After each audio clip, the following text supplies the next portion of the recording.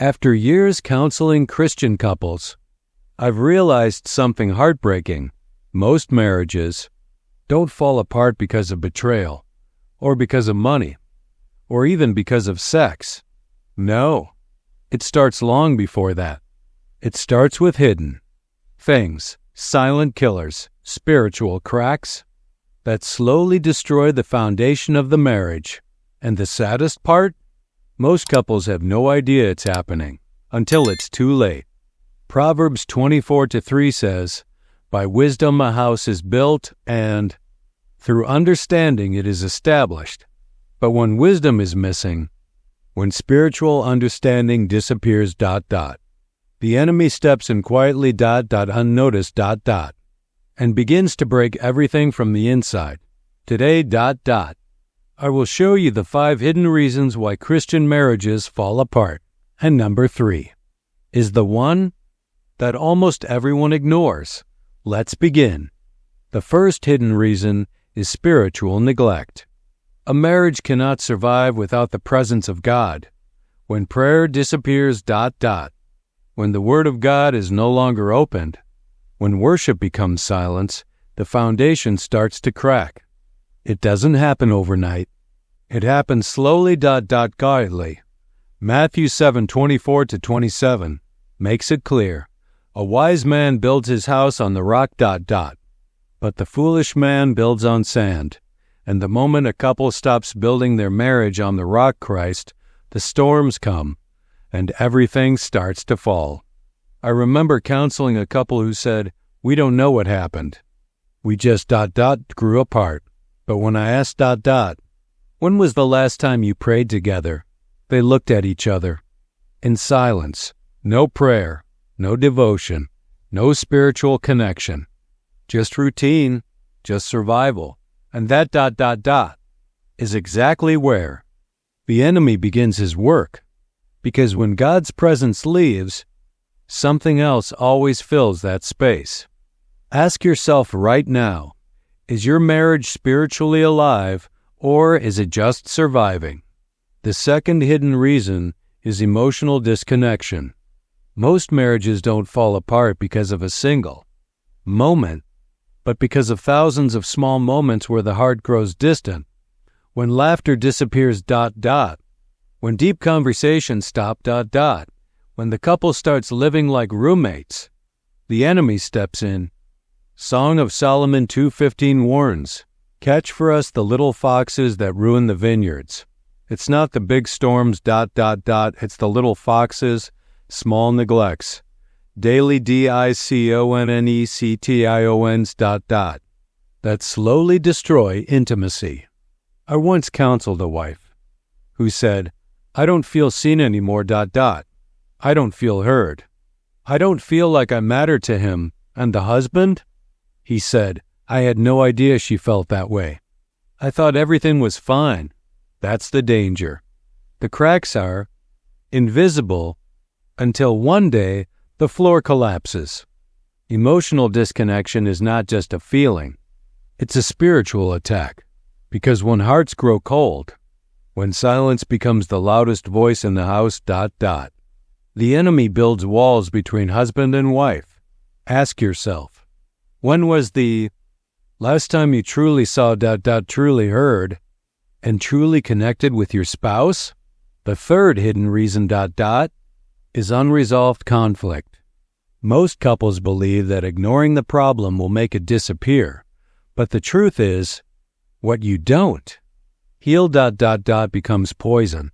What you don't confront becomes a weapon in the enemy's hands. Ephesians 4:26-27 warns, "Do not let the sun go down while you are still angry, and do not give the devil a foothold." Every time a couple sweeps an argument under the rug, every time pain is silenced instead of healed, the enemy builds another brick in the wall between them. I remember counseling a husband who said, "It's not a big deal. We just don't talk about it." But beneath the silence was years of pain, resentment, and disappointment, rotting the foundation of that marriage. What starts as a small crack becomes an emotional canyon. And once that canyon is wide enough, intimacy dies, trust collapses, and the enemy wins. Listen, silence is not peace. Avoiding the issue is not forgiveness. Ask yourself, what conversations are you avoiding? What wounds are you ignoring, hoping they'll heal on their own? Because the longer you wait, the stronger the enemy becomes. The fourth hidden reason, is financial disorder. Money problems don't just cause stress. They open spiritual doors for division, anxiety, mistrust, and constant conflict. 1 Timothy 6-10 warns, "For the love of money is a root of all kinds of evil."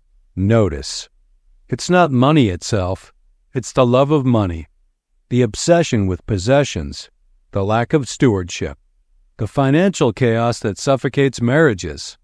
I remember counseling a couple where the wife said, "We never talk about money, because every time we do, it becomes a war."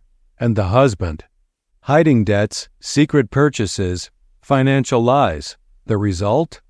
Arguments, coldness, lost trust. Financial disorder becomes an open door for the enemy to whisper lies like, "She's the problem, he's the problem. You'll never get out of this." And those lies become beliefs. Those beliefs become weapons, and soon, the marriage feels heavy, distant, suffocating. Listen, Financial stress is not just practical, it's spiritual. Ask yourself, is money a tool for peace in your marriage? Or a weapon that the enemy is using to divide you? The fifth hidden reason, is pride. A hardened heart. Pride destroys more Christian marriages than betrayal, money, or even lust. Why? Because pride refuses to say, "I was wrong." Pride blocks forgiveness. Pride silences vulnerability, and a hardened heart becomes a wall so thick, not even love can get through. Proverbs 16:18 warns, "Pride goes before destruction, and a haughty spirit before a fall." I remember a man who sat in front of me and said, "Why should I apologize? I'm not the one who started it." His wife sat there, tired, emotionally dead, but his pride was louder than her pain, and the longer pride stays, the colder the home becomes. The Holy Spirit leaves, intimacy dies, and the enemy celebrates, because a marriage where no one humbles themselves, where no one says "I'm sorry," where no one says "I was wrong," is a marriage already collapsing. Listen, pride whispers, "It's not your fault." Pride screams, "You deserve better." And that voice, if you listen long enough, becomes the voice that destroys everything. Ask yourself, is pride speaking louder in your home than love, forgiveness, and humility? Now that you've heard these 5 hidden reasons, I need to tell you something from the bottom of my heart. What's destroying marriages today isn't always what's visible. It's not always adultery. It's not always financial ruin. It's not always betrayal. It's something deeper, something far more dangerous. It's the slow death, the silent corrosion, the spiritual erosion that happens when the foundations of the home are ignored, neglected, and abandoned. Let me take you back to Proverbs 24:3-4. By wisdom a house is built, and through understanding it is established. Through knowledge its rooms are filled with rare and beautiful treasures. This is the blueprint of a godly marriage. But when wisdom is missing, when spiritual understanding disappears, what remains is noise, arguments, silence, distance, and then destruction when a couple neglects prayer. When the Bible collects dust on the shelf, when worship is replaced by constant distraction, that's not just spiritual laziness. That's spiritual warfare being lost. You don't fight a spiritual war with silence. You don't win a spiritual battle by doing nothing. And you cannot expect peace when you've disconnected yourself from the Prince of Peace. I've sat across from countless couples, husbands in tears, wives completely numb, both asking the same question: where did we go wrong? And the answer is almost never sudden. It's the small things. It's the morning where no one prays, the night where no one says I love you, the argument that never gets resolved, the silent dinner where two people sit, but they no longer see each other. These aren't moments. These are spiritual cracks, and every crack is an open door. Song of Solomon 2:15 warns, catch for us the little foxes that ruin the vineyards. It's not the hurricane that destroys most marriages. It's the termites, the small, hidden, silent destroyers. Unresolved conflict, emotional disconnection, financial chaos, neglected intimacy, hardened hearts, all of it. Begin small. You see, the enemy doesn't always come like a lion. Sometimes he comes like a whisper that says, don't apologize, it's not your fault. A whisper that says, you don't need to pray today, you're too tired. A whisper that says, it's not a big deal, just move on. And the moment you listen, the moment you agree, the moment you accept silence over humility, the enemy wins ground. Let me be clear, Marriage is not just a contract. Marriage is a covenant, a spiritual covenant. Genesis 2:24 declares, a man shall leave his father and mother and be united to his wife, and they will become one flesh, one spirit, one destiny. Marriage is spiritual warfare. Because when the enemy destroys a marriage, he doesn't just destroy two people. He destroys generations. He breaks children. He wounds legacies. He infects the future. And if you think that spiritual warfare happens only in churches, you're wrong. The front lines of spiritual warfare are inside homes, inside bedrooms, inside kitchens, inside living rooms where two people sit in silence, both drowning, while pretending to be okay. So now, the question is not whether the enemy has attacked your marriage. The real question is, are you fighting back, or have you surrendered? Ephesians 6 without it reminds us, for our struggle is not against flesh and blood, but against the rulers, against the authorities, against the powers of this dark world, and against the spiritual forces of evil in the heavenly realms. Your spouse is not your enemy. Your wife, is not your problem. Your husband, is not your enemy. The real enemy is spiritual, invisible, ruthless. When bitterness stays, demons stay. When pride grows, the Holy Spirit leaves. When financial chaos rules, stress becomes a weapon of the enemy.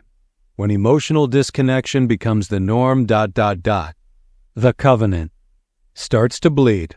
When prayer dies, intimacy dies. When humility disappears, forgiveness disappears.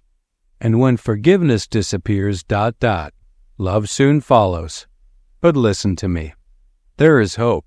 There is always hope. Because the same God who designed marriage is the God who restores it. The same God who said in Isaiah 61:3, I will give them beauty instead of ashes, the oil of joy instead of mourning, and a garment of praise instead of a spirit of despair. This promise is not just for the brokenhearted. It's for broken marriages, broken homes, broken families. But restoration is not magic. Restoration requires war. It requires a decision. It requires you to stand up, Look around your home, look inside your heart, and ask the question, what have I allowed here that does not glorify God? Because every time you remove something the enemy planted, the Holy Spirit steps back in. It starts with prayer. Not fancy prayers, not religious routines. Simple ... raw. Honest prayer. Lord, heal my marriage. Lord, heal my heart. Lord, forgive me for the doors I've opened. Teach me how to love, how to forgive ... how to fight, how to protect this covenant. It continues with repentance.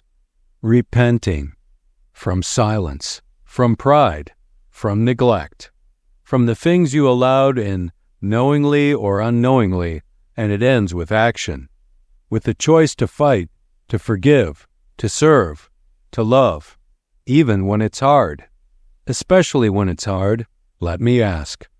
You right now ... is your marriage surviving, or is it thriving? Is your marriage a place where the Holy Spirit feels welcome ... or where the enemy feels comfortable? Because you cannot host both. One will always drive the other out. This is not just a video. It is a wake-up call, a cry, a spiritual alarm, a voice calling families back to the Holy Spirit, back to prayer, back to forgiveness, back to humility, back to intimacy, back to covenant, back to the sanctity of marriage as God designed it. If this message spoke to your soul, if you felt the Holy Spirit stirring something within you, don't ignore it. Comment below. Share your story. Share your struggles. This is a community, not a crowd. You are not alone in this struggle, and someone, right now, needs to read your story, to realize they are not alone either. Share this video with someone who needs it, someone whose marriage is silently bleeding, someone whose home is heavy but can't explain why. Tell them, there is a way back. There is hope. There is healing. But the struggle starts today. Here. We are not just a YouTube channel. We are a voice, a call, a movement, a family of people struggling to bring the Holy Spirit back into their homes, into their marriages, and into their lives. Leave your comment below and continue watching this video that is appearing on your screen.